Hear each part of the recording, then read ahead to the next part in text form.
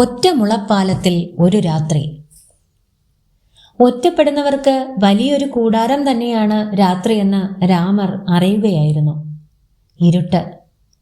കണ്ണുകൾക്ക് മുമ്പിൽ ഉയർത്തിപ്പിടിച്ച തൻ്റെ കൈപ്പത്തി പോലും കാണാൻ കഴിയാത്ത കട്ടികൂടിയ ഒരു മറയായി ഇരുട്ട് മാറിയിരിക്കുന്നു. സമയം എത്രയായെന്ന് നിർണയിക്കുവാൻ കഴിയുന്നില്ല. പാതിരാ കഴിഞ്ഞെന്ന് സൂചിപ്പിച്ചുകൊണ്ട് തണുത്ത കാറ്റ് അടിച്ചു തുടങ്ങിയിരിക്കുന്നു. എന്തെല്ലാമോ തൻ്റെ സമീപത്തുകൂടെ അങ്ങോട്ടും ഇങ്ങോട്ടും ഓടിക്കൊണ്ടിരിക്കുകയാണ്. കരിയിലകൾ ഞെരിയുന്ന ഒച്ച, നേർത്ത അമറലും മുരൾച്ചയും. ചിലതിൻ്റെ കണ്ണുകൾ തിളങ്ങിക്കൊണ്ടിരുന്നു. തക്ഷൻ കുന്നിൻ്റെ വടക്കു ഭാഗത്തെ കാട്ടിൽ നിന്നും ഇറങ്ങി വരുന്ന നിശാജീവികൾ സഞ്ചാരം തുടങ്ങിയിരിക്കുന്നു. ഇടവഴിക്ക് കുറുകെയിട്ട മുളയുടെ പാലത്തിൽ മലർന്നു കിടന്ന് മുകളിലേക്ക് നോക്കിയിരിക്കെ രാമർ ഏറെ ദുഃഖിതനായി. ആകാശം പോലും തനിക്ക് അന്യമായിരിക്കുന്നു. മേലാകെ നോവുന്നുണ്ടായിരുന്നു. തലങ്ങും വിലങ്ങും വീണ അടികൾ ദേഹത്താകെ വലിയ മുറിപ്പാടുകൾ ഉണ്ടാക്കിയിരിക്കുന്നു. പുളിവടി തൊടാത്ത ഒരിടം പോലും ശരീരത്തിൽ ഉണ്ടായിരുന്നില്ല. കൊയിലോത്തെ കാര്യസ്ഥൻ മാധവൻ നമ്പ്യാർ പോയ ഉടനെ അച്ഛൻ പറമ്പിൽ കയറി പുളിങ്കൊമ്പ് വെട്ടിയെടുക്കുകയായിരുന്നു. പിന്നെ കൈകൾ തെങ്ങിനോട് ചേർത്ത് കെട്ടിയ ശേഷം പുളിങ്കൊമ്പിന്റെ ചീറ്റൽ നിരന്തരം കേട്ടുകൊണ്ടിരുന്നു. പാലത്തിൽ മലർന്നു കിടക്കെ രാമർ വലതു കൈകൊണ്ട് ശരീരത്തിൽ പതുക്കെ തൊട്ടു. കാൽ, തുട, അരക്കെട്ട്, വയർ, പുറം, കഴുത്ത്. വലിയ തിണർപ്പുകൾ ഉണ്ടായിരുന്നു എല്ലായിടത്തും. ചിലയിടത്ത് തൊട്ടപ്പോൾ വിരലിൽ നനവ് തോന്നി. ചോരയായിരിക്കാം. നീറ്റൽ ശക്തമാവുന്നു. വീട് ഒരു വിളിപ്പാടകലെ. ഇറങ്ങിപ്പോയ മകനെ ആരും അന്വേഷിച്ചില്ല. അച്ഛനോ ഇളയമ്മയോ അമ്മയുണ്ടായിരുന്നെങ്കിൽ. തക്ഷൻ കുന്നിന്റെ തെക്ക് ഭാഗത്ത് പുലയരുടെ ശവപ്പറമ്പാണ്. ചില നേരങ്ങളിൽ രാത്രിയായാൽ അവിടെ നിന്നും തീ ആളുന്നത് കാണാം. ഒരാളിക്കത്തൽ, പിന്നെ ഇരുട്ട്. തെല്ലിട കഴിഞ്ഞ് മറ്റൊരാളിക്കത്തൽ. വീടിന്റെ ഉമ്മറത്തിരുന്ന് അതിലേക്ക് നോക്കി നിൽക്കെ അമ്മ ഓടി വന്ന് കണ്ണുപൊത്തും. അത് സേത്താൻ ചൂട്ടാ, നീ അതിലേക്ക് നോക്കണ്ട, അകത്ത് പോരി. അകത്തേക്ക് വലിച്ചിഴച്ചുകൊണ്ട് പോകുമ്പോൾ അമ്മ പറയും, ഇന്ന് കറുത്ത വാവ, സേത്താന്മാര് ഇറങ്ങുന്ന ദിവസാ. എല്ലാ ദൃശ്യങ്ങളെയും മറച്ചുകൊണ്ട് ഇരുട്ട്. അതിലേക്ക് നോക്കിയിരിക്കുക ഒരാശ്വാസമായിരുന്നു. ഒന്നും ചികഞ്ഞെടുക്കേണ്ട ആവശ്യമില്ല. അവ്യക്തതയില്ല. രാമർ ഓർത്തു, ഇന്നും കർത്തവാവാണ്. ശവപ്പറമ്പിന് മുകളിൽ ഇന്നും ചെകുത്താൻ ചൂട്ടുകൾ ഉണ്ടാകും. അത് നോക്കി നിൽക്കെ പിന്നിൽ വന്ന് കണ്ണുപൊത്താനും ഉള്ളിലേക്ക് വലിച്ചു കൊണ്ടുപോകാനും അമ്മയില്ല. അമ്മ അപ്പുറത്തെ മണ്ണിനടിയിൽ. പുളിങ്കം ഒടിഞ്ഞ് അരിശം മാറിയതിനു ശേഷം കഴുത്തിൽ പിടിച്ച് തള്ളുമ്പോൾ അച്ഛൻ പറഞ്ഞു, നീ എങ്ങോട്ടെങ്കിലും വെക്കോ, നീ ഇനി ഇവിടെ കാലുകുത്തണ്ട. കരഞ്ഞിരുന്നില്ല. എല്ലാ വേദനകളും കടിച്ചു പിടിച്ച് സഹിക്കുകയായിരുന്നു. അച്ഛൻ കഴുത്ത് പിടിച്ച് മുന്നോട്ട് തള്ളിയപ്പോൾ നിലത്ത് കമിഴ്ന്ന് വീഴേണ്ടതായിരുന്നു. ഒടിഞ്ഞ പുളിങ്കൊമ്പിൽ ചവിട്ടി കാൽ മുന്നോട്ട് വെച്ചപ്പോൾ തെല്ലൊന്നിടറി. കാലുകൾ നിലത്തുറയ്ക്കുന്നില്ല. എല്ലാം നോക്കിക്കണ്ട് ഇളയമ്മ കോലായിലെ മുളന്തൂണും ചാരി നിൽപ്പുണ്ടായിരുന്നു. നിങ്ങൾ ഓനെ അടിക്കണ്ടപ്പ എന്ന് ഒരിക്കൽ പോലും അവർ പറഞ്ഞില്ല. മുറ്റക്കൊള്ളിയിലിരുന്ന് ഇതെല്ലാം നോക്കിക്കൊണ്ടിരുന്ന ആന്തൂരാൻ ചെക്കിനി മാത്രം ഇടയ്ക്കിടെ പറഞ്ഞു, ഓനെ ഇങ്ങനെ അടിക്കല്ലേ, ഓൻ ചത്തുപോവും. ചാവുന്നെങ്കിൽ ചാവട്ടെ, അച്ഛൻ ആവർത്തിച്ചു കൊണ്ടിരുന്നു. എല്ലാം കഴിഞ്ഞപ്പോഴും അച്ഛൻ്റെ ദേഷ്യം തണുത്തിരുന്നില്ല. അച്ഛൻ പറഞ്ഞു, ഓൻ്റെ ഒരു നെകളിപ്പ് കണ്ടില്ലേ, ഇത്രയും കൊണ്ടിട്ടും ഓനൊന്ന് കരഞ്ഞോ? ഇരുൾ പരന്നിരുന്നു. പെട്ടെന്നാണ് ഇവിടെ ഇരുട്ട് വീഴുക. തക്ഷൻ കുന്നിൽ നിന്നും നേരെ ഇരുട്ട് കുത്തിയൊലിക്കുകയാണ്. ആന്തൂരന്മാരുടെ വീടുകൾക്ക് മുകളിലാണ് ആദ്യം ഇരുട്ട് പരക്കുക. അത് പിന്നെ ശവപ്പറമ്പും രജിസ്ട്രാർ ഓഫീസും കടന്ന് തക്ഷൻ കുന്ന് അങ്ങാടിയിലെത്തും. അയ്യാപ്പട്ടരുടെ കമലാലയ ബാങ്കിന് മുകളിലെ അല്പ വെളിച്ചത്തെ നക്കിയെടുത്ത ശേഷം ചെമ്പകമരത്തിന്റെ കൊമ്പുകളിൽ തെല്ലിട തങ്ങി നിൽക്കും. അത് കഴിഞ്ഞ് കോടതിപ്പറമ്പിലൂടെ പെൺകുട്ടികളുടെ സ്കൂളും നമ്പ്യാരുടെ സ്കൂളും പ്രാക്കൂഴം പാട്ടുതറയും കടന്ന് ചാലിയത്തെരുവിലെ കോറത്തുണികൾക്കിടയിൽ തെല്ലുനേരം ഒളിക്കും. പിന്നെ നേരെ പൂവടിത്തറയുടെ ഏറ്റവും മുകളിൽ നിലയുറപ്പിക്കും. അന്നേരമാണ് ഇരുട്ട് ഒരു കൂടാരമായി മാറുന്നത്. അച്ഛൻ്റെ വിരലുകൾക്കിടയിൽ അമർന്നത് കാരണം പിൻകഴുത്ത് നന്നായി വേദനിക്കുന്നുണ്ടായിരുന്നു. അന്നേരം അതൊന്നും അറിഞ്ഞിരുന്നില്ല. എങ്ങോട്ടെങ്കിലും ഇറങ്ങിപ്പോകണമെന്ന ഉദ്ദേശം മാത്രമായിരുന്നു മനസ്സിൽ. എന്നാൽ കൂർത്ത കല്ലുകളിലൂടെ നടക്കുമ്പോൾ എങ്ങോട്ടേക്കാണെന്ന് നിശ്ചയമുണ്ടായിരുന്നില്ല. പിന്നെ എത്തിപ്പെട്ടത് മുളമ്പാലത്തിന് മുകളിൽ. ആന്തൂരാൻ കുന്നിലുള്ളവർക്ക് മൺപാത്രങ്ങളുമായി അങ്ങാടിയിലെത്താനുള്ള കുറുക്കു വഴിയാണിത്. ഒരാൾക്ക് പ്രയാസപ്പെട്ടു പോകുവാൻ മാത്രം കഴിയുന്ന 2 മുളകൾ ചേർത്ത് വെച്ചുണ്ടാക്കിയ പാലം. തെല്ലുനേരം സ്വസ്ഥമായ ഒരിടത്ത് ഇരിക്കണമെന്ന് തോന്നി. അധികം നടക്കാനും പ്രയാസമായിരുന്നു. തളർച്ചയും വേദനയും. പാലത്തിലെത്തിയപ്പോൾ മുന്നോട്ടു പോകാൻ കഴിയാതെ ഇരുന്നു പോവുകയായിരുന്നു. അപ്പോഴും രാമർ അമ്മയെക്കുറിച്ച് ഓർത്തുകൊണ്ടിരുന്നു. അമ്മ ഉണ്ടായിരുന്നുവെങ്കിൽ ഇതിനകം പല പ്രാവശ്യം വിളിച്ചിട്ടുണ്ടാകും. പെട്ടെന്ന് അമ്മയുടെ സാന്നിധ്യം രാമറിന് അനുഭവപ്പെട്ടു. തൊട്ടപ്പുറത്ത് അമ്മയുണ്ട്. ചരൽക്കല്ലുകൾക്കടിയിൽ അമ്മ ഉറങ്ങുന്നു. കുറച്ചു വർഷം മുമ്പ് വരെ മൺകൂന തെല്ലുയരത്തിൽ കാണാമായിരുന്നു. ജന്മിയുടെ ജോലിക്കാർ പറമ്പ് കിളച്ചപ്പോൾ മൺകൂനയും തട്ടിനിരത്തി.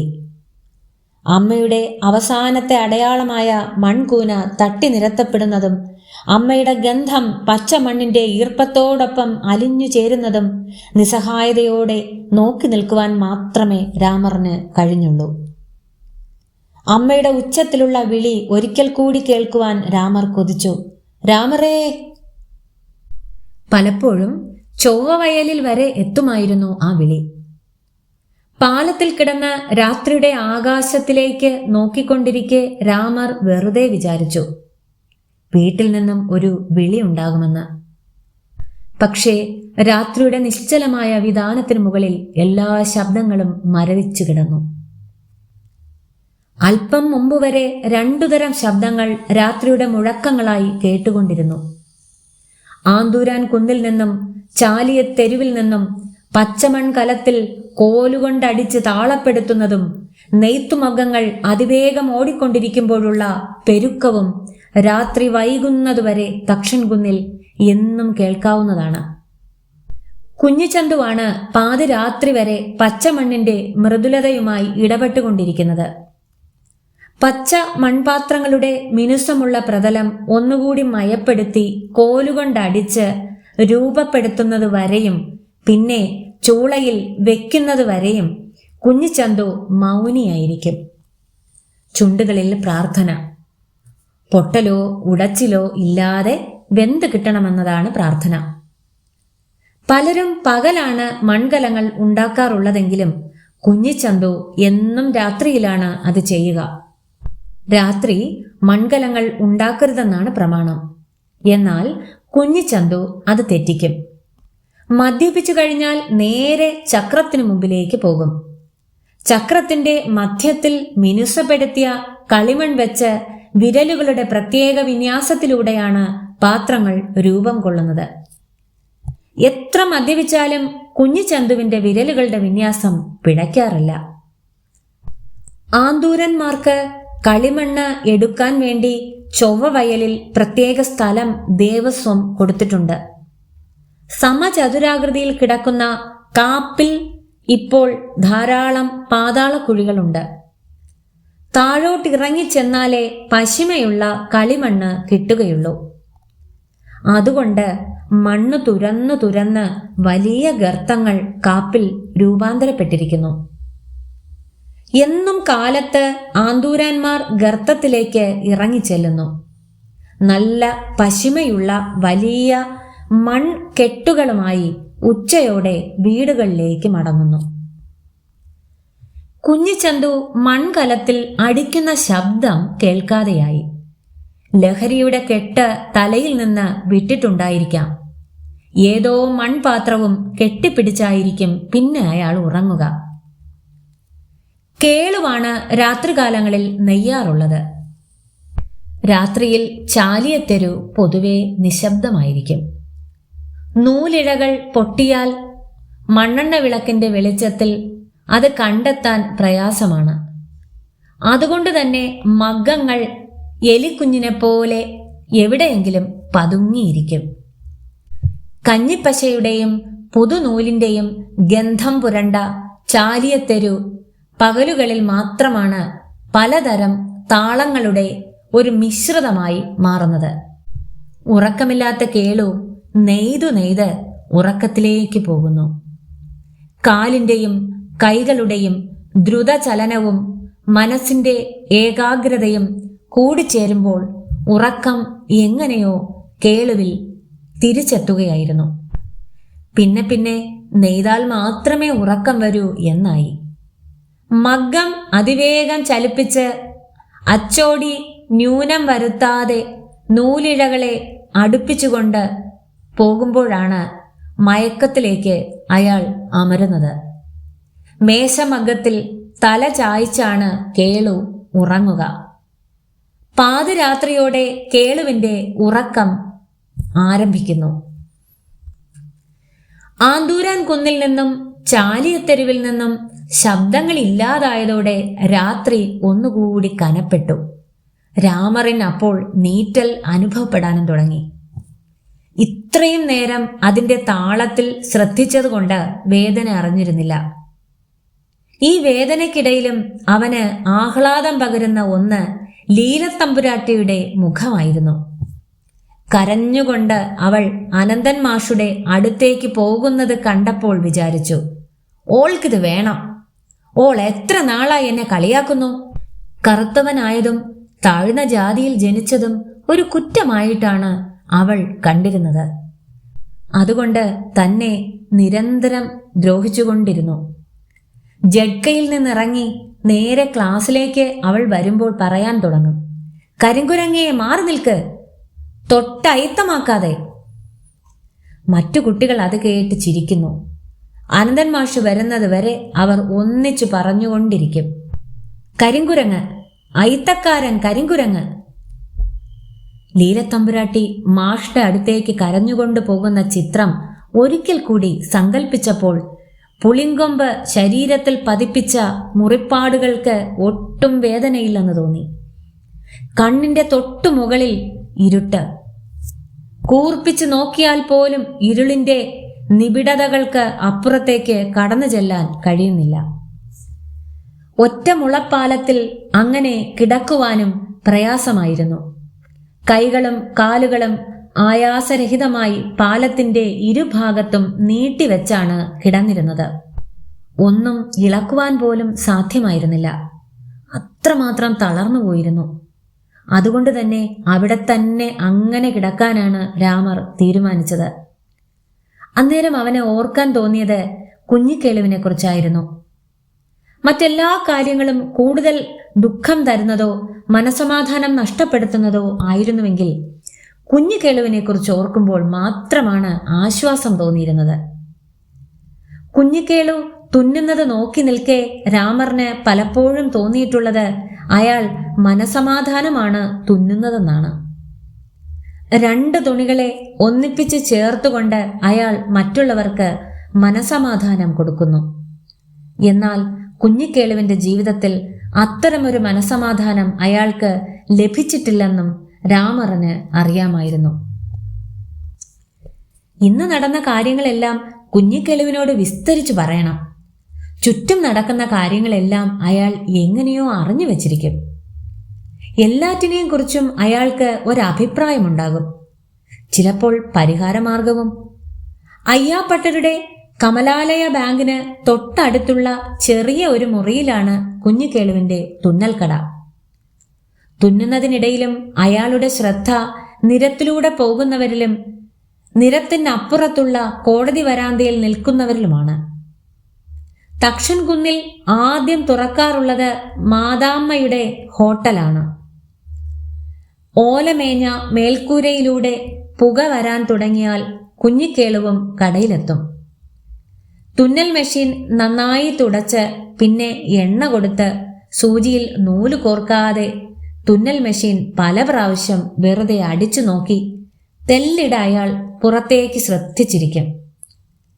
അന്ന് ചെയ്യേണ്ട കാര്യങ്ങളെക്കുറിച്ച് ഒരു കണക്കെടുപ്പ് നടത്തുകയായിരിക്കും അയാൾ.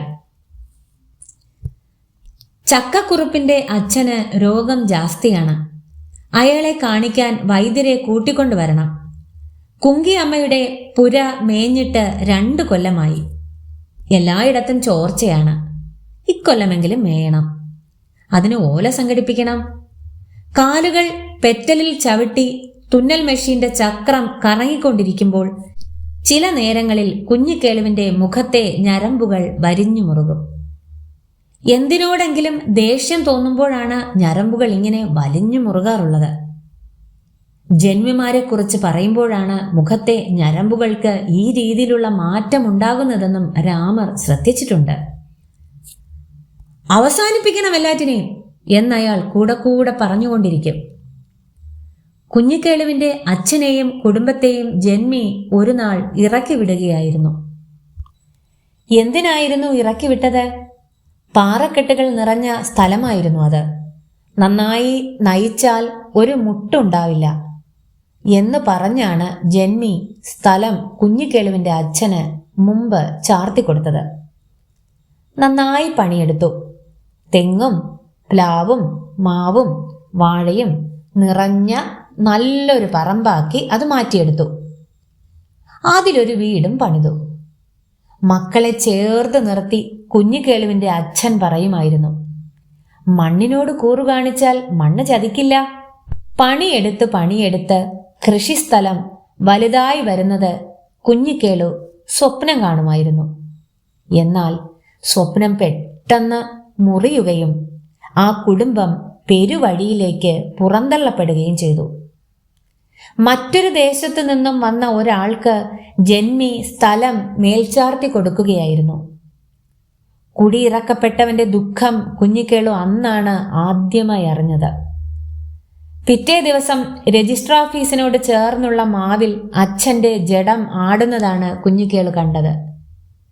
അന്നാണ് മുഖത്തെ ഞരമ്പ് വലിഞ്ഞു മുറുകാൻ തുടങ്ങിയത്.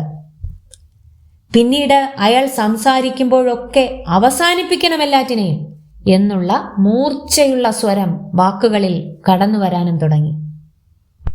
തുന്നിക്കൊണ്ടിരിക്കെ കോടതി കെട്ടിടത്തിന്റെ കരിങ്കൽ ഭിത്തിയിലേക്കും ചുവന്ന മേൽക്കൂരയിലേക്കും നോക്കി ചിലപ്പോഴൊക്കെ കുഞ്ഞിക്കേളു അമർഷം കൊള്ളാറുമുണ്ട്.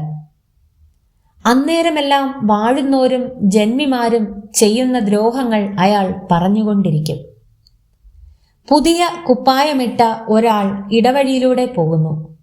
ശീലക്കുട ചൂടി ഒരാൾ വയൽ വരമ്പിലൂടെ പോകുന്നു. ചെരുപ്പ് ധരിച്ച ഒരാൾ നിരത്തിലൂടെ പോകുന്നു.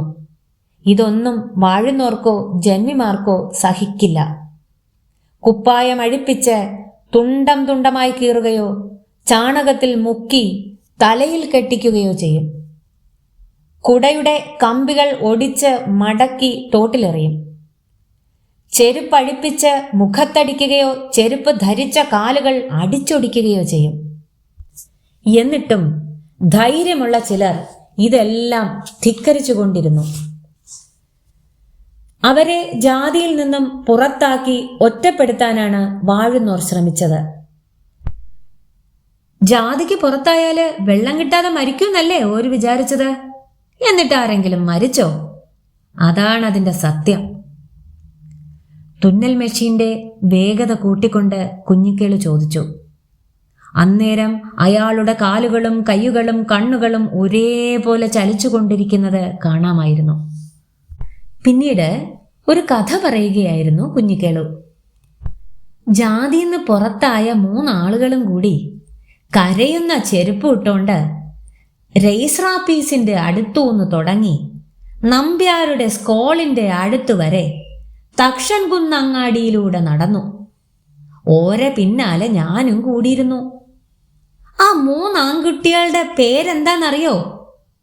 കുഞ്ഞിക്കേളുവിന്റെ മുഖത്തെ ഞരമ്പുകൾ വലിഞ്ഞു മുറുകിയത് കാരണം സംസാരം കുറച്ചുനേരം നിർത്തി തെല്ലിട കഴിഞ്ഞ് അയാൾ പറഞ്ഞു, ഓരുടെ പേരാണ് വണ്ണാർകണ്ടി ചോയി, കോറോത്തു കണ്ണൻ, വെട്ടിപ്പാണ്ടിക്കണ്ണൻ.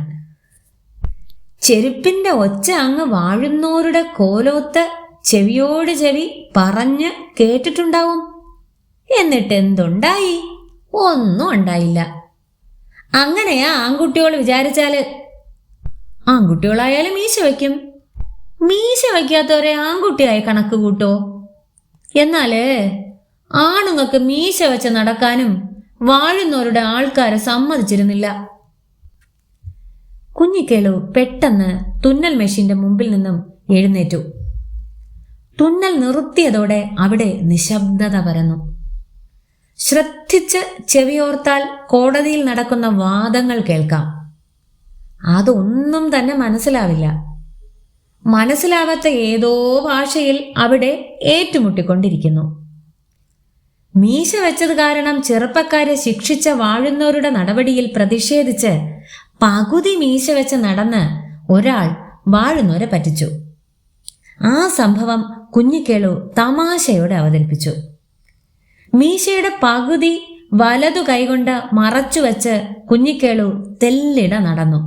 എന്നിട്ട് പറഞ്ഞു, എന്റെ മീശ കണ്ട കാര്യസ്ഥൻ വാഴുന്നവരോട് പറയുന്നു, ഓൻ മീശ വെച്ചിട്ടുണ്ട് തമ്പ്രാക്കളെ.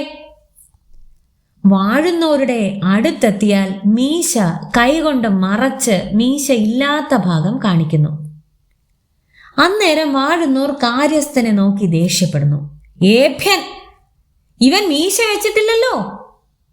ഇങ്ങനെ വാഴുന്നോരെയും കാര്യസ്ഥനെയും പറ്റിച്ചവനാണ് ഞാൻ. മീശ വെച്ചതിന്റെ പേരിൽ ജാതിയിൽ നിന്നും പുറത്താക്കിയതിന്റെ പ്രതികാരമായാണ് ഇങ്ങനെ രണ്ടുപേരെയും പറ്റിച്ചത്. എന്റെ പേരാണ് അണിയത്തൂർ മന്നൻ. കുഞ്ഞിക്കേളു കുറച്ചുനേരം അണിയത്തൂർ മന്നനായി മാറി. തുന്നൽക്കട വാഴുന്നവരുടെ പടിപ്പുരയും. പിന്നീട് തുന്നൽ മെഷീന്റെ മുമ്പിലേക്ക് വരുന്നതിനിടെ അയാളുടെ മുഖത്തെ ഞരമ്പ് വലിഞ്ഞു മുറുകുന്നതും കാണാമായിരുന്നു. മീശ വച്ചതിന്റെ പേരിൽ ശിക്ഷിക്കപ്പെട്ട പകുതി മീശ വടിച്ച് വാഴുന്നവരുടെ മുമ്പിലെത്തി അവരെ കബളിപ്പിച്ച അണിയത്തൂർ മന്നൻ പകുതി മീശ വെച്ചുകൊണ്ട് തന്നെയാണ് തക്ഷൻകുന്ന് അങ്ങാടിയിലൂടെ പിന്നീട് നടന്നത്. മന്നന്റെ കാര്യം പറഞ്ഞും അഭിനയിച്ചും കുഞ്ഞിക്കേളു പൊട്ടിച്ചിരിക്കുമായിരുന്നു. അത് കേൾക്കുമ്പോൾ അപ്പുറത്തെയും ഇപ്പുറത്തെയും മുറികളിലിരിക്കുന്ന വക്കീൽ ഗുമസ്തന്മാർ വിളിച്ചു ചോദിക്കും, ദാ കുഞ്ഞിക്കേളു, നിനക്ക് ഭ്രാന്ത് പിടിച്ചോ? ഇന്നാട്ടിൽ കഴിയുന്നവർക്ക് എങ്ങനെയാ ഭ്രാന്ത് പിടിക്കാതിരിക്കുക? എന്നാലും എനക്ക് വേറെ നാട്ടിൽ വെക്കൂടെ? എല്ലാ നാടും ഇങ്ങനെയല്ലാന്ന് എന്താ ഒരു ഉറപ്പ്? വാഴുന്നവരുടെ മകൾ കരഞ്ഞുകൊണ്ട് അനന്തൻ മാഷുടെ അടുത്തേക്ക് പോയ കാര്യം കേൾക്കുമ്പോഴും കുഞ്ഞിക്കേളു ഉച്ചത്തിൽ ചിരിക്കാതിരിക്കില്ല. നെഞ്ചിനുള്ളിൽ നിന്നും എന്തോ എരിയാൻ തുടങ്ങിയിട്ട് കുറേ നാളായി.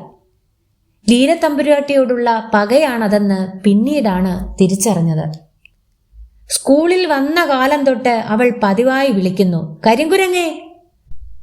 ആദ്യമൊക്കെ അത് കേട്ടപ്പോൾ ഒന്നും തോന്നിയില്ല, അവഗണിക്കുകയും ചെയ്തു. പിന്നെയാണ് അതൊരു അവഹേളനമാണെന്ന് തിരിച്ചറിഞ്ഞത്. കറുത്തവനായതുകൊണ്ടും താഴ്ന്ന ജാതിയിൽപ്പെട്ടവനായതുകൊണ്ടുമാണ് അവൾ ഈ തരത്തിൽ പെരുമാറുന്നതെന്ന് തോന്നിയതും പിന്നീടാണ്. അന്ന് തൊട്ടാണ് നെഞ്ചിനുള്ളിൽ കനലെരിയാൻ തുടങ്ങിയത്. പ്രതികാരം ചെയ്യണം. മാഷുടെ തൊട്ടു മുമ്പിൽ ഒറ്റയ്ക്ക് ഒരു ബെഞ്ചിൽ ലീലത്തമ്പുരാട്ടി. നല്ല പ്ലാവിൽ പണിത ബെഞ്ച്, ചുവപ്പ് നിറം, അതിനിടെ കാതലിന്റെ കറുത്ത വളയങ്ങൾ. കുതിരവണ്ടിയിൽ നിന്നും ഇറങ്ങി മണൽ വിരിച്ച മുറ്റവും കടന്നാണ് ലീലത്തമ്പുരാട്ടി വരിക. വെയിലായാലും മഴയായാലും കാലുള്ള ഒരു ഓലക്കുട അവൾക്ക് മീതെ നിഴൽ വിരിക്കും. ക്ലാസ് മുറി വരെ അടിയാളത്തി കുടയുമായി അനുഗമിക്കും. പിന്നെ ക്ലാസ് വിടുന്നത് വരെ അവൾ അപ്പുറത്ത് കാത്തു നിൽക്കും. ക്ലാസ്സിലേക്ക് വരുന്ന വഴിയോ ക്ലാസ്സിൽ എത്തിക്കഴിഞ്ഞാലോ അടുത്തെങ്ങാൻ പെട്ടാൽ ഉടൻ ലീലത്തമ്പുരാട്ടി വിളിക്കും, കരിങ്കുരങ്ങേ. ഒന്നും മിണ്ടിയില്ലെങ്കിലും ദ്രോഹിച്ചുകൊണ്ടേയിരിക്കും. മണലോ ചരൽക്കല്ലോ വാരിയെറിയും. മൂർച്ചയേറിയ വാക്കുകൾ പരിഹാസത്തിന്റെ കല്ലുകളായി മേലേക്ക് വന്നു വീഴും. അപ്പോഴുള്ള ഒരു തീരുമാനമായിരുന്നു അത്. ലീലത്തമ്പുരാട്ടി ഇരിക്കുന്ന ബെഞ്ചിന്റെ ചുവപ്പ് നിറം ഒരാഹ്ലാദമായി നിറഞ്ഞു. ചുവപ്പ് നിറത്തിലുള്ള പശ ബെഞ്ചിൽ തേച്ചാൽ ഒരിക്കലും തിരിച്ചറിയില്ല. പിന്നീട് എഴുന്നേൽക്കുമ്പോഴായിരിക്കും തമാശ. ആ രംഗം പല രീതിയിൽ ഭാവനയിൽ കണ്ടു. അപമാനിതയായി കരഞ്ഞുകൊണ്ടു പോകുന്ന അവളുടെ മുഖവും മനസ്സിൽ തെളിഞ്ഞു. ക്ലാസ് തുടങ്ങി. ആനന്ദൻ മാഷ് ശ്ലോകം ചൊല്ലി, വരികൾ വ്യാഖ്യാനിച്ചു. പിന്നെ ചോദ്യം ചോദിക്കലായിരുന്നു. പതിവ് പോലെ ആദ്യ ചോദ്യം മുൻനിരക്കാരിയോട്. ലീലത്തമ്പുരാട്ടി ഉത്തരം പറയാൻ എഴുന്നേറ്റു. എഴുന്നേൽക്കാനാവുന്നില്ല. പിന്നെ ശക്തിയോടെ ശ്രമിച്ചു. കിർ ഒരു ശബ്ദം. പാവുമുണ്ടിന്റെ അവശിഷ്ടം ബെഞ്ചിന്റെ ചുവപ്പിനോട് പറ്റിപ്പിടിച്ചു കിടക്കുന്നു. ലീലത്തമ്പുരാട്ടിയുടെ പിൻഭാഗത്തെ വെളുത്ത നിറം കുട്ടികൾക്ക് മുന്നിൽ അനാവൃതമായി. അവർ ആർത്ത് ചിരിക്കാൻ തുടങ്ങി. സംഭവിച്ചത് എന്താണെന്നറിയാൻ ലീലത്തമ്പുരാട്ടിക്ക് കുറച്ച് സമയമെടുത്തു. അത് മനസ്സിലായതോടെ പുസ്തകം പിൻഭാഗത്തോട് ചേർത്ത് വെച്ച് അവൾ പുറത്തേക്കോടി. അനന്തൻ മാഷ് വടി ഉയർത്തിപ്പിടിച്ച് ആക്രോശിച്ചു. ആരാണിത് ചെയ്തത്? ആരും കണ്ടിട്ടില്ല, ആരും കണ്ടിട്ടില്ല, ആരും കണ്ടിട്ടില്ല. അങ്ങനെ വിശ്വസിച്ചു കൊണ്ടിരിക്കെ രണ്ടാമത്തെ നിരയിൽ നിന്നും ഒരു മറുപടി. രാമറാണത് ചെയ്തത്, ഞാൻ കണ്ടീന്. ശങ്കരനാശാരിയുടെ മകൻ ചോയ്ക്കുട്ടി. പണിക്ക് പോന്ന അച്ഛൻ്റെ കൂടെ ഞാനും കാലത്തെ പോന്നു. അച്ഛൻ എന്നെ ഈടെയാക്കി. ഞാൻ വരുമ്പോ രാമറുണ്ട് ബെഞ്ചിൽ പശ തേക്കുന്നു. ഓലമേൽക്കൂരയുടെ സുഷിരത്തിലൂടെ കടന്നു വന്ന സൂര്യവെളിച്ചത്തിന്റെ രേഖ ഒരു ചെറിയ വളയമായി അവന്റെ ചുണ്ടിൽ. അത് നിഗൂഢമായ ചിരിക്ക് തിളക്കം കൂട്ടി. അന്നേരം മനസ്സിൽ കരുതി, ഇവനെ ഞാനിന്ന് കൊല്ലും. അനന്തൻ മാഷ് വടി ഒടിയുന്നതുവരെ മേലാസകലം തല്ലി. ഒടുവിൽ പറഞ്ഞു, ഇനി എന്റെ അച്ഛൻ്റെ അടുത്തൊന്ന് വാങ്ങിക്കോ. നാളെ തൊട്ട് ഇനി സോളിലോട്ട് വരണ്ട. വന്നാൽ തന്നെ വാഴുന്നോര് കൊല്ലും. വൈകിട്ട് സ്കൂൾ വിടുമ്പോൾ രാമർ സ്കൂൾ പറമ്പിലുണ്ടായിരുന്നു. അവനപ്പോൾ 5 തലയുള്ള തെങ്ങിനെക്കുറിച്ചുള്ള അത്ഭുതകരമായ ഒരു കഥ കുട്ടികൾക്ക് മുമ്പിൽ വിസ്തരിക്കുകയായിരുന്നു. തെങ്ങിന്റെ ഓരോ തലയിലും ഓരോ മനുഷ്യരൂപങ്ങൾ. അത് കാറ്റത്താടും, ചിലപ്പോൾ പാടും. രാമറിന്റെ കഥ കേട്ട് കുട്ടികൾ അത്ഭുതപ്പെട്ടു. ഒരു തലയുള്ള തെങ്ങല്ലാതെ മറ്റൊരു തെങ്ങും അവർ ഇതുവരെ കണ്ടിട്ടില്ല. മനുഷ്യരൂപമുള്ള ഒരു തെങ്ങിൻ തല, പാടുന്ന തെങ്ങിൻ തല. കുട്ടികൾക്കെല്ലാവർക്കും ആ തെങ്ങ് കാണണം. ലീലത്തമ്പുരാട്ടിയുടെ പാവുമുണ്ട് കീറിയതും അവളുടെ വെളുത്ത പിൻഭാഗം കണ്ടതും അനന്തൻ മാഷ് വടി മുറിയുന്നതുവരെ അടിച്ചതും എല്ലാം അവർ മറന്നിരുന്നു. അവരെല്ലാവരും ഒന്നിച്ചു ചോദിച്ചു, ഏടിയാ തെങ്ങ്? ഞാക്കും കാണണം. രാമർ ചിരിച്ചു. അവൻ പറഞ്ഞു, ഒന്നിച്ചൊന്നും അത് കാണാൻ പറ്റില്ല. ഒരു നേരത്ത് ഒരാൾക്ക് മാത്രം. അപ്പോഴും അവർ ധൃതി കാട്ടി. എനിക്ക് എനിക്ക് എനിക്ക് രാമർ അവരുടെ മുഖത്തേക്ക് നോക്കി. കൂട്ടത്തിൽ ചോയ്ക്കുട്ടി ചിരിച്ചുകൊണ്ട് നിൽക്കുന്നു. സൂര്യവളയങ്ങൾ അവന്റെ കണ്ണുകളിൽ. പകയോടെ രാമർ അവനെ തന്നെ നോക്കി. ഇത്ര എളുപ്പത്തിൽ കയ്യിൽ കിട്ടുമെന്ന് കരുതിയതല്ല. അവൻ തെങ്ങിൻ തലപ്പത്തേക്ക് നോക്കി നിൽക്കെ അവന്റെ കണ്ണുകളിലെ സൂര്യവളയങ്ങൾ ആകാശത്തേക്ക് കയറിപ്പോകുന്നതും കണ്ണുകളിൽ കറുപ്പിന്റെ ഒരു പടുകുഴി രൂപപ്പെടുന്നതും രാമർ ഭാവനയിൽ കണ്ടു.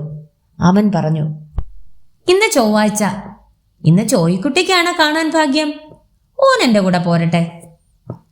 ചോയ്ക്കുട്ടിയെ പിന്നിലാക്കി മുമ്പിൽ ധൃതി വെച്ച് നടന്നു. അവന്റെ കിതപ്പ് കേൾക്കാമായിരുന്നു. മരണത്തിന്റെ കിതപ്പ് പോലെ തോന്നിച്ചു അത്. അടികൊണ്ടുണ്ടായ തിണർപ്പുകൾ അപ്പോഴും പുകയുന്നുണ്ടായിരുന്നു. നടക്കുന്നതിനിടയിൽ പിന്നിൽ നിന്നും ചോയ്ക്കുട്ടി തിരക്ക് കൂട്ടി. ഏടിയാ ഏടിയാ? നൈവരാണി അമ്പലവും കടന്ന് തോട്ടിലിറങ്ങി ഇടുങ്ങിയ ഇടവഴിയിലൂടെ രാമർ നടന്നു. ഇരുഭാഗത്തും ഉയർന്ന കൊള്ള. മേലോട്ട് നോക്കിയാൽ ആകാശം അകലെ ഒരു നാട പോലെ കാണാം. പഴകിയ വായുവിൻ്റെ ഗന്ധമായിരുന്നു ഇടവഴിയിലെ ഇരുളിന്. മുന്നോട്ട് പോയിക്കൊണ്ടിരിക്കെ ചോയ്ക്കുട്ടി വേവലാതിയോടെ ചോദിക്കുന്നുണ്ടായിരുന്നു, അത്ഭുതതെങ്ങെവിടെയാ? ഒരിടത്തെത്തിയപ്പോൾ രാമർ നിന്നു. മുകളിലെ വെള്ളവിടവിലൂടെ ഒരു കാക്ക കരഞ്ഞുകൊണ്ട് കുറുകെ പറന്നുപോകുന്നു. നിശബ്ദത. ഒരിടത്തും ഒരനക്കവും കേൾക്കാനില്ല. കല്ലുകൾ ഞെരിച്ചുകൊണ്ട് ചോയ്ക്കുട്ടി അടുത്തു വന്നു. ഇവിടെയൊന്നും തെങ്ങ് കാണുന്നില്ലല്ലോ, ചോയ്ക്കുട്ടി ചോദിച്ചു. രാമർ ചിരിച്ചു. ആര് പറഞ്ഞു തെങ്ങില്ലാന്ന്? മോളിലോട്ട് നോക്ക്. ചോയ്ക്കുട്ടി കഴുത്ത് മുകളിലേക്ക് ഉയർത്തി. വിയർപ്പ് കുത്തി ഒഴുകുന്ന കഴുത്ത്. ദീർഘമായ അവൻ ശ്വസിക്കുമ്പോൾ തൊണ്ടമുഴ കീഴോട്ടും താഴോട്ടും ചലിക്കുന്നു. രാമർ അവൻ്റെ നേരെ ദേഷ്യത്തോടെ നോക്കി. പിന്നെ വിരലമർത്തി. നായിൻ്റെ മോനെ, നീ എൻ്റെ പേര് പറഞ്ഞു കൊടുക്കുമല്ലേ? നിന്നെ ഞാൻ... ചോയ്ക്കുട്ടിക്ക് കീഴോട്ട് നോക്കാൻ സമയം കിട്ടിയില്ല. അതിനു മുമ്പേ രാമറിൻ്റെ കൈകൾ അവൻ്റെ കഴുത്തിൽ അമർന്നിരുന്നു. അവൻ പിടച്ചു. പിടച്ചിൽ രാമർ കൗതുകത്തോടെ നോക്കി നിന്നു. രാമറിന് നല്ല കരുത്തുണ്ടായിരുന്നു. പെട്ടെന്നാണ് മുകളിൽ നിന്നൊരു അലർച്ച. നിർത്തണ നായിൻ്റെ മോനെ! ഉയരത്തിലൊരു തല. ആകാശത്തിൻ്റെ ചതുരവടിവിൽ അത് കത്തുന്നു. വാഴുന്നവരുടെ കാര്യസ്ഥൻ. രാമറുടെ വിരലുകൾ അയഞ്ഞു. ഇന്ന് നിർത്തും നിന്റെ അഹമ്മതി. നീ ആ കാക്കോത്തി പാച്ചറുടെ മോനല്ലേ? വാഴുന്നവരുടെ മോളെ കളിയേക്കതും പോരാഞ്ഞിട്ട് നീ ഈ ചെക്കനെയും കൊല്ലാൻ പോവാണോ? നിന്റെ അച്ഛനെ കണ്ടിട്ട് ബാക്കി കാര്യം. ഇത്രയും അഹമ്മതി നിറഞ്ഞ ഒരു ചെക്കനെ ഓൻ തന്നെയാണോ ഉണ്ടാക്കിയതെന്ന് ഒന്നറിയണമല്ലോ. കാര്യസ്ഥന്റെ കൈകൾക്ക് നല്ല കരുത്തുണ്ടായിരുന്നു. ഒരു വികൃത പൂച്ചയെപ്പോലെ നിർദ്ദയമായി വിരലുകളിൽ തൂക്കിക്കൊണ്ട് വലിച്ചിഴച്ചാണ് അയാൾ കൊണ്ടുപോയത്. കല്ലുവെട്ടുകുഴി. ചരിഞ്ഞ അതിൻ്റെ അകത്തളങ്ങളിൽ നിന്നും കല്ല് വെട്ടിക്കൊണ്ടിരിക്കുന്ന ഒച്ച. ഒപ്പം ശ്വാസം പുറത്തേക്ക് വിടുന്നതിൻ്റെ ചീറ്റലും. അച്ഛൻ അകത്തെവിടെയോ കല്ല് വെട്ടിക്കൊണ്ടിരിക്കുന്നു. കക്കുഴിയുടെ ഇറമ്പിൽ നിന്നും കാര്യസ്ഥൻ വിളിച്ചു, എടാ പാച്ചറേ! വിളി കക്കുഴിയുടെ ഉള്ളിൽ കിടന്ന് ചിലമ്പി.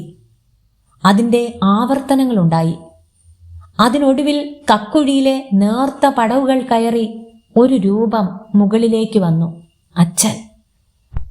മേലാസകലം ചുവപ്പ് രാശി കലർന്ന കൽപ്പൊടി പറ്റിപ്പിടിച്ചിരിക്കുന്നു. കണ്ണുകൾ പോലും കാണാൻ വയ്യ. പിന്നെ കണ്ണുകൾ തുറന്നപ്പോഴും അവയിൽ ചുവപ്പ് ആളിക്കത്തുകയായിരുന്നു.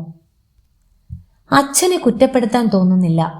സത്യമല്ലാത്തതൊന്നും കാര്യസ്ഥൻ പറഞ്ഞിരുന്നില്ലല്ലോ.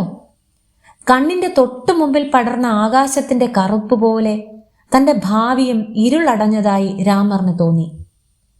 എങ്ങോട്ടേക്കാണ് ഇനി പോകേണ്ടത്? സ്കൂളിലേക്ക് മടങ്ങി ചെല്ലുവാൻ കഴിയില്ല. പോയിട്ടും കാര്യമൊന്നുമില്ല.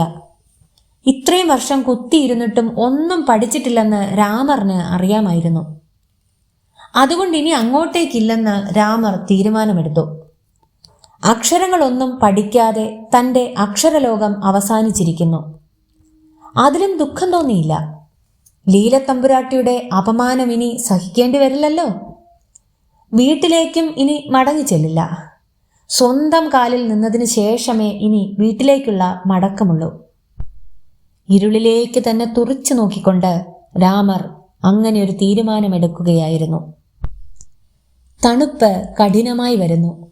ക്ഷീണം കൊണ്ട് കണ്ണുകൾ അടഞ്ഞു പോകുന്നുണ്ടെങ്കിലും അത് അടയാതിരിക്കുവാൻ രാമർ പരമാവധി ശ്രമിച്ചു. പാലത്തിൽ നിന്നും തെന്നി താഴെ വീഴാൻ ഇടയുണ്ട്. ഉറങ്ങാതിരിക്കുവാൻ പാലത്തിന് അപ്പുറത്തും ഇപ്പുറത്തും താഴ്ത്തിയിട്ട കാലുകളും കൈകളും ആട്ടിക്കൊണ്ടിരുന്നു. കൈകൾ ആട്ടിക്കൊണ്ടിരിക്കെ മൃദുലമായ എന്തോ ഒന്ന് കൈകളിൽ തടഞ്ഞു. അതിന് പ്രത്യേകമായൊരു ഗന്ധമുണ്ടായിരുന്നു. ഓ, ആറാട്ടുപുല്ല്! മഞ്ഞു പെയ്യാൻ തുടങ്ങുമ്പോഴാണ് നാട്ടിൽ പ്രത്യേകതരം പുല്ല് മുളയ്ക്കുക. അപ്പോഴേക്കും കീഴൂർ ശിവക്ഷേത്രത്തിൽ ഉത്സവവും കൊടിയേറും. പിന്നെ 7 നാൾ ആറാട്ട്. അതുകൊണ്ട് തന്നെ കൊല്ലത്തിലൊരിക്കൽ വളരുന്ന പുല്ല് ആറാട്ടുപുല്ലായി. അതിന് ആറാട്ടിൻ്റെ ഗന്ധവും. പിന്നെ ആറാട്ടിൻ്റെ തിരക്കിനെക്കുറിച്ചായി ആലോചന.